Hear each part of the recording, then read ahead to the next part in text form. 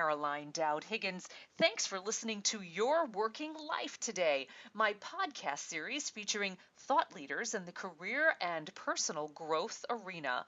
I know that you spend a significant portion of your life at work, so I'm on a mission to provide you with tools, inspiration, and resources so you can enjoy your career and love your life. And I'm very excited to welcome my special guest to the show today, Julie Foucht. Julie, welcome. So glad you're with me today. Thank you. It's an honor to be here. Well, we're going to have a great conversation. I love your business, and I want to tell everybody all about it. You, Julie Foucht, are Kickass Biz Coach. You empower super cool women to build passion, drive, money-making, and totally awesome kick-ass businesses. You're a woman after my own heart, Julie. I love this. You've got some amazing signature programs, and you teach women the three key components of a kick-ass biz. Master a happy mindset, create succulent strategies, and take daily inspired action. Julie, I just love this. You are empowering women to do what they love and to also make buckets of money doing it, which is very important. So, Julie, I want to thank you for being the Kick-Ass Biz Coach.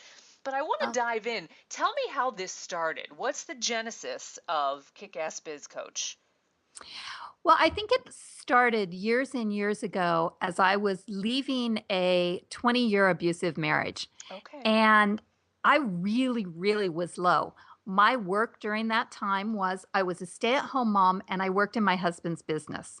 So when I left, I literally left with nothing. Yeah. And I had to build myself up. I had to learn where my power was, and I had to not be afraid to step into that. And it became very, very apparent to me that without being able to earn my own money, I had really kept myself powerless. So I went through a series of personal development courses. I worked with a personal development company that did personal development around goal achievement. Loved that work. Went back, got more training, because we always think we need to know more. And so true. Yeah. Yeah.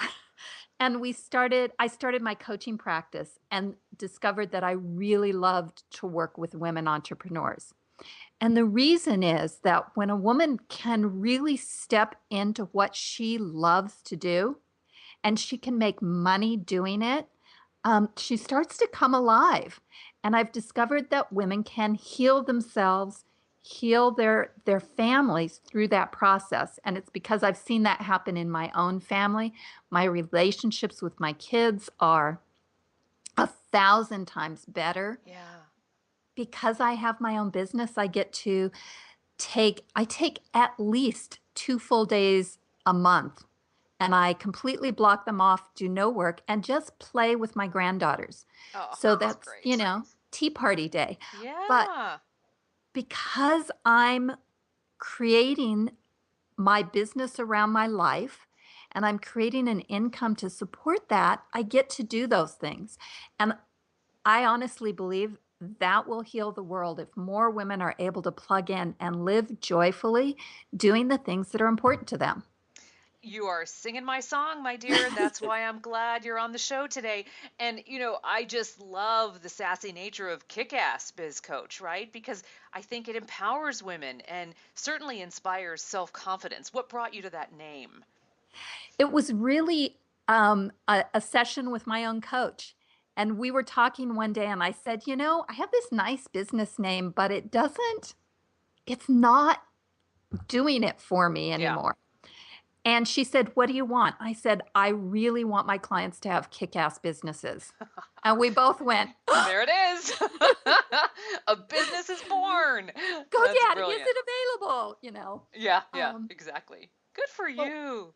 Yeah. And what happened when I branded myself and I really started to do the branding work about being the Kick-Ass Biz Coach is that I had to step it up. I couldn't hide anymore. I couldn't make decisions that were small. I had to really look at, am I pushing myself to be who I'm claiming to be? And the more I've done that, the more joyful it's become in making decisions. And I do make big decisions now and have a whole lot more fun doing it. So it benefited both the way that I'm coaching my clients and moving them, but it also was a huge, huge benefit to me in the way I run my business and my life. In your life. Yeah. Good And for my you. my kids hate it. They do. Why? I have toddler grandchildren. Okay, okay. Yeah, I understand. So you just need the little filter, a little, I get it. I understand. That's Yeah, probably not the first thank you. phrase you want them to say. Yeah.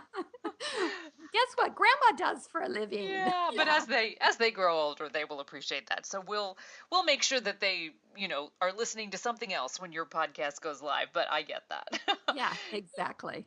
Julie, what I love is the crux of your philosophy is that happiness, the power of happiness, increases your success. So tell me more about that.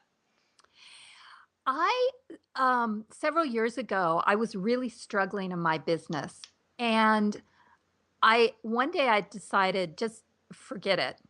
Although I did use stronger language when I I said that. imagine, I imagine you did. And I went, that's it. I'm done. I don't care. I just want to be happy. And I switched my philosophy about how I did business. I started only taking clients that I really wanted to work with and loved. And I started coaching and putting out programs that were just what I love to do. I'd do a live event and I'd say, it doesn't matter who shows up. I'm just going to have fun at this event and bring, the people that are really going to have fun with me. And my business started to grow. And I thought, oh, that was interesting. Yeah, something's happening. Yeah. So I started to study happiness. And I discovered that I was not the only one who had discovered this. There's over 20 years of scientific studies that have been done. And in that 20 years and hundreds of studies, they've been able to show over and over again that happiness precedes success in every area of our life. And when we talk about happiness, it's not just the, jumping on Oprah's couch, Tom Cruise making a fool of himself type Right. happiness. Right. It's really that propensity to feel positive emotions. So I'm one of those people who will get up on the table and dance if I'm dared to and be really wild like that. But also one of the greatest happinesses is having my baby granddaughter sleep on me, you Wow. know? Yeah, So the it's simple pleasures. the Yeah. simple stuff. So that's what happiness is. The more you're able to feel that, it changes the chemicals in your brain. It turns on your ability to create, to think outside the box, to learn from other people. All the things necessary to really create a successful business. Beautiful. And there's a recipe to it, right? There is a recipe for happiness. So, speaking of that, I would love for you to share some of your strategies, some of your coaching concepts about how we can increase happiness in our lives. Oh, that's a great question. So, the first thing that we hear this over and over, but it's because it's true, it's simply to breathe. Mm, Taking a deep breath will really help to kind of calm those stress monsters, the stuff that gets in our way. And then I have a process where we take the stress, the worry, the fear, the overwhelm, all those things that tend to get in our way and stop our happiness, and really focus on them, feel them deeply. I actually have my clients turn them into some kind of creature, a being that they can see in their oh, imagination. yeah. So you make it really vivid. Okay. We make it real and we really feel it. And then you simply open your heart and begin to feed love to that creature or that Mm. being. And when that happens, and I've done this hundreds and hundreds and hundreds of times with people, and it has never failed that it begins to transform. Wow. And when you transform that, then you can step into that place where you are the real powerful you. And that's the place to make decisions. That's the place to create from. It shifts everything. So that's a great practice to get into when you're starting to get into the fear, the overwhelm, the stress. Some other things you can do to up your happiness, which are really quick, is get up and move your body around. Yeah. Yeah. Love it. Um, Changes everything. Music, and it's the music that inspires you. I love Roar from Katy Perry. Mm-hmm. So if I'm really down, I'll turn that on and I'll get up and dance around the room. And by the end of it, um, I'm really happy. And Yeah. now, thanks to my 3-year-old granddaughter, we do the song from Madagascar, which Oh, is I yes. love to move it, move it. Yeah. So Yeah. music's great for that. Scents are great to make you more happy.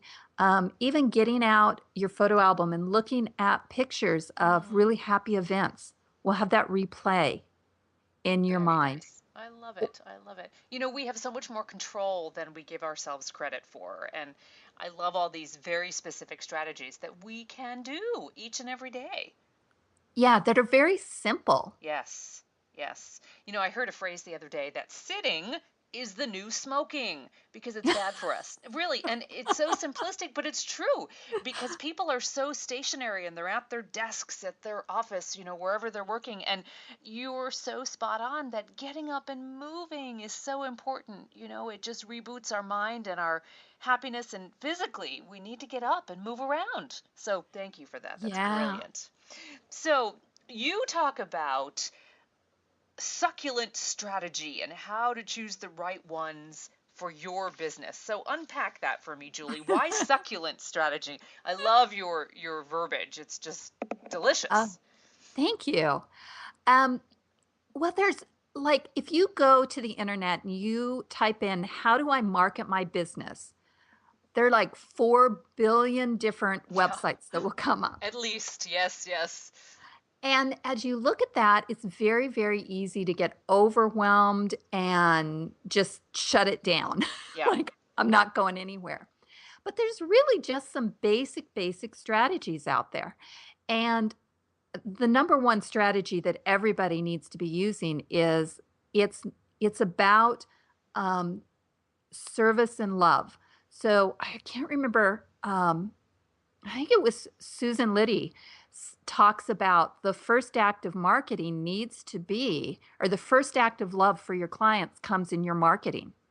So, how are you providing love? And when you start choosing your marketing strategies, not out of that fear place, but out of that deep, powerful place, and Yeah. out of that question, what strategies here feel like I can use them to love my clients? It becomes much simpler to make your choices. And then, of course, you look at, the very head oriented stuff. Like if you're marketing to 40-year-old men, you're not going to use Pinterest to do that. Right, right. It's 80% women there. Yeah. Um, and so you combine both the head and the heart.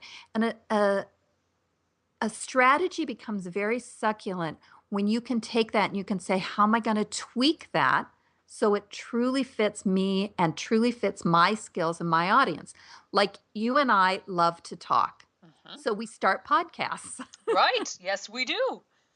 And that's a really great strategy. If I'm someone who is very uncomfortable speaking, maybe I don't want to jump right into podcasting right out the gate. Hmm. So you look at your skill set, you look at who your market is, and then you choose how can I best love those people in my tribe, especially the ones who may never get to be my client, but who will always love me because I'm giving to them. Right, right. And that's a really important audience, as you and I both know. Hmm. Well, that's a Because good. Oh, please go ahead. because you never know who they know that might be your client, and someday they may decide they want to be your client. Exactly right. Exactly right. It's the evolution of a client. There's no doubt about it. Perfect segue, though, Julie. Let's talk about your new podcast. I understand it's Ms. Kickass Biz, another fabulous name. Tell me more. So I decided that I had done a telesummit a while ago, and it was so much fun. I love picking the brains of women entrepreneurs, people that I admire, and just hearing their stories about how they became successful, what mistakes did they make, what did they learn from those mistakes, um, and then the knowledge they have. We have brilliant women Oh, yes. out there working today.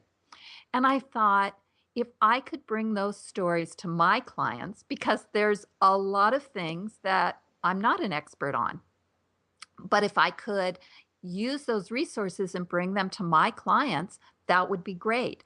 And I actually, a couple years ago, had interviewed a bunch of experts and have it in my client resource files.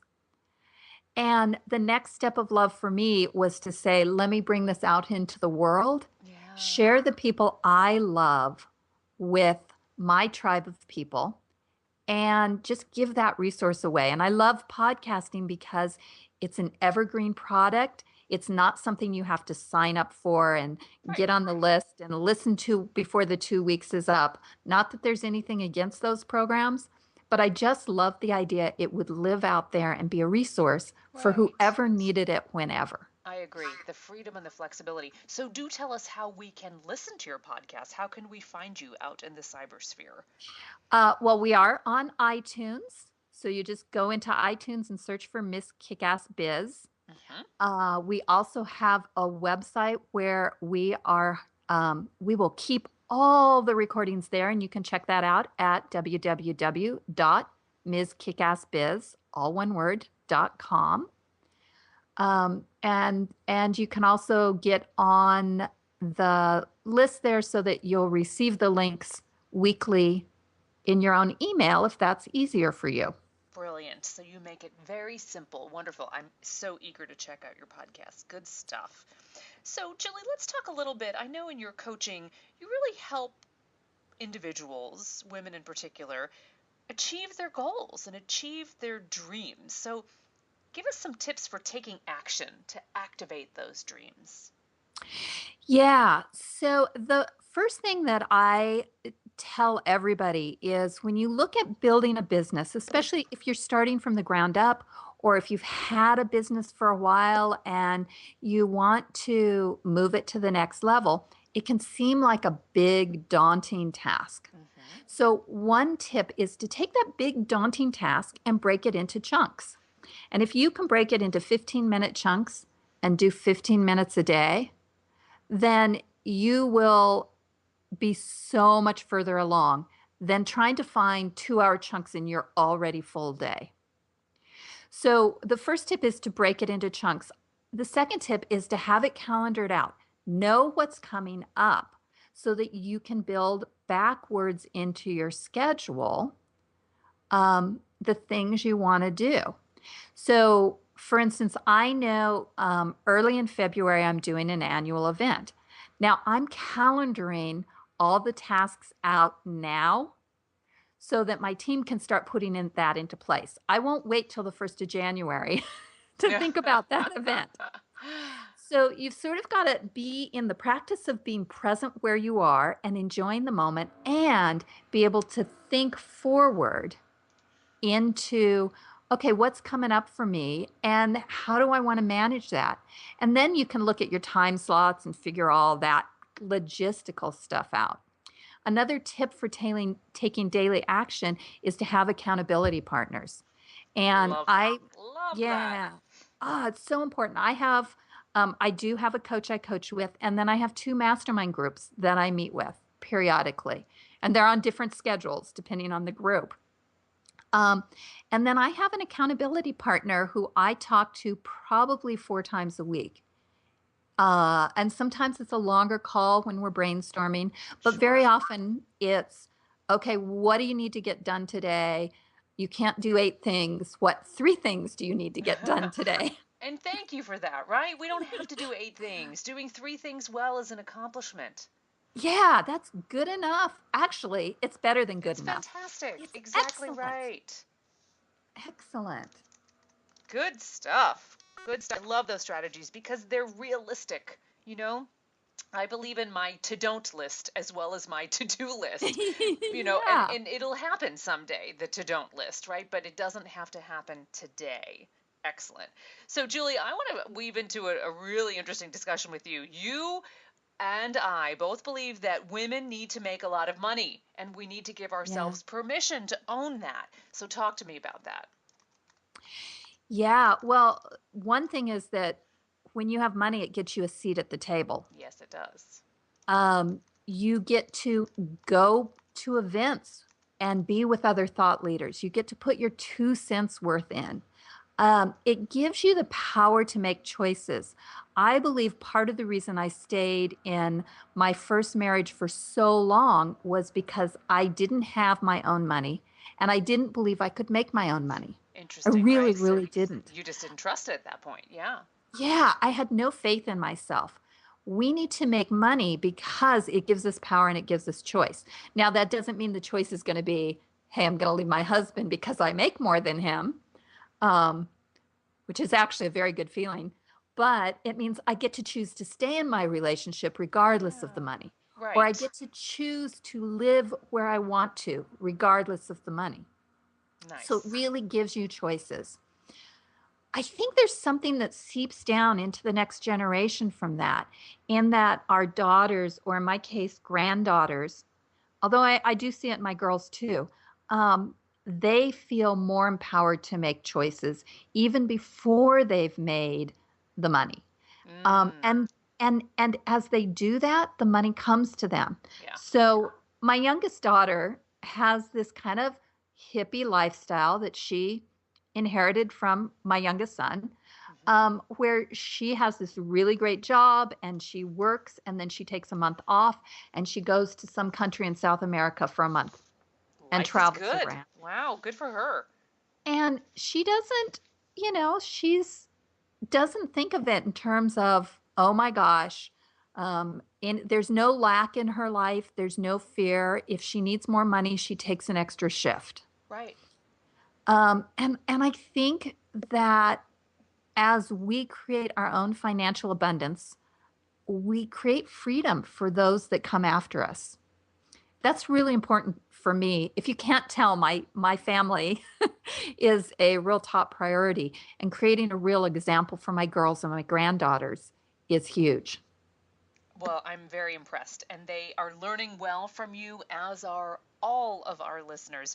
Julie Fouch, what a joy to have you on the show. You are indeed the Kick-Ass Biz Coach, and you are empowering women all over the globe. Tell us how we can find you online. We talked a little bit about the podcast, but I know you've got a presence on Facebook, Twitter, Pinterest, and LinkedIn. Do you have a website that you want to share with us?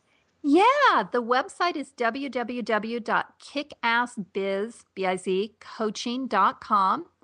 And anybody who goes there can get a complimentary copy of my ebook, which Great. is the 3 keys to a kick-ass biz. So you can dig more into those 3 keys and get some more tips there. And then you can connect with me on Facebook at Kickass Biz Coaching, or the Ms. Kickass Biz group, where we're having some really fun conversations over in the group. So you can connect with me there.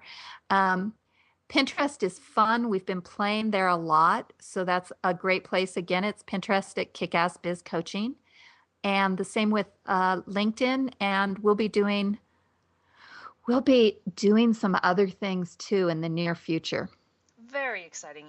Julie, what a joy to have you on. You are indeed an inspiration. You and I are kindred spirits in many ways, and I thank you for kicking ass, truly. You Oh, rock, thank and you. I'm inspired by you. And I look forward to checking out your podcast series. So, congratulations. What a great new beginning, and a great way to share your wisdom with the world. So, thank you for that. Oh, thank you very much. And thank you for having me. This has really been fun. Good, good. I'm glad. And I want to thank our audience for tuning into Your Working Life, where my goal is to help you design your career destiny so it doesn't happen by default. True career and life satisfaction is really possible, and it's time to embrace what you love doing so you can do more of it. I'm Caroline Dowd-Higgins. Take good care.